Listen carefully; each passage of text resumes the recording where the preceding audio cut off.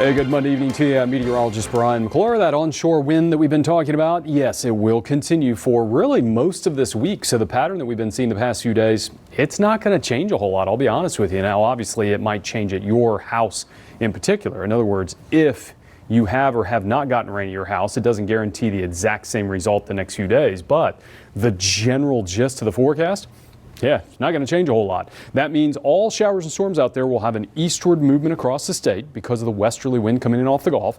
And our temperatures pretty much normal, not really excessively hot, not really too low. They're pretty much summertime temperatures.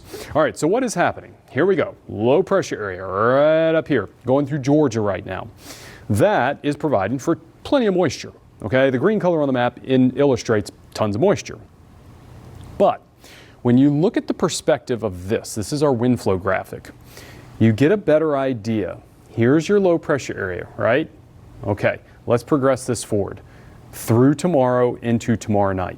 And what I want you to notice is low pressure did not move a whole lot. There it is right in there. It's still there. There's a high pressure down to our south. So what we call a pressure gradient between the two causes a westerly wind. You get low pressure, high pressure, and there's your west wind. So that west wind is what is pushing the moisture in off the Gulf. However, the bulk of the moisture, see the blue color, is to our north and to our east. So that's why we're not getting tons and tons and tons of rain all day long. Instead, it's kind of coming in little waves. You'll get a passing shower and then it'll be sunny. Then you'll get a passing shower and then it'll be sunny. That's the pattern that we are in. So a lot of people over the weekend I saw were getting frustrated saying, hey, you called for a 60% coverage of showers or storms and it's not raining 60% of the day. Has nothing to do with the amount of time that it rains. It ultimately just has to do with the coverage area. That's it. So again, tomorrow, same thing. See how it's almost like speckles. You see it? It's like the map is freckled, right? Those are scattered showers and storms. And because we have a west wind, you might only get rain for 5 or 10 minutes and then it moves along. That's the pattern that we are in right now.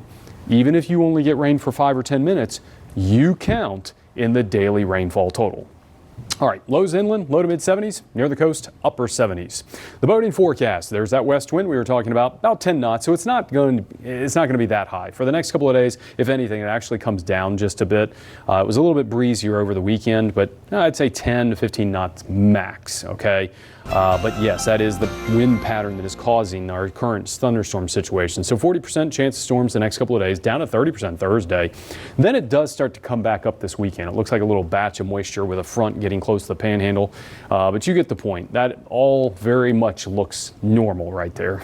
All right, there's your pollen forecast for the next 3 days, brought to you by Famous Tate Appliance and Bedding Centers. Now another look at Clystron 9.